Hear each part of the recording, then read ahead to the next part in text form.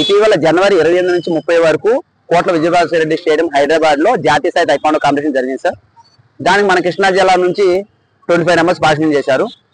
దాంట్లో మనకి 46 మెడల్స్ వచ్చింది, జాతీయ మెడల్స్ వచ్చినాయి. దాంట్లో 19 గోల్డ్, 16 సిల్వర్, 11 బ్రాంజ్ మెడల్స్ వచ్చినాయి. దాంట్లో అండర్ 40 విభాగంలో ఇండివిజువల్ పుంసే విభాగంలో నాకు గోల్డ్ మెడల్, గ్రూప్ పుంసే విభాగంలో గోల్డ్ మెడల్ రావడం జరిగింది. ఈ మెడల్స్ వచ్చిన సందర్భంగా మన డిస్ట్రిక్ట్ సిపి గారు రాజశేఖర్ బాబు గారు ప్లస్ మన డిస్ట్రిక్ట్ కలెక్టర్ గారు ఈ జాతీయ స్థాయి మెడల్స్ వచ్చిన సందర్భంగా మన జిల్లాని ఇంటర్నేషనల్ స్థాయిలో కూడా మెడల్స్ వచ్చే విధంగా తయారు చేయాలని చెప్పి మన డిస్ట్రిక్ట్ సిపి గారు, కలెక్టర్ గారు ఆశాభావం వ్యక్తం చేశారు.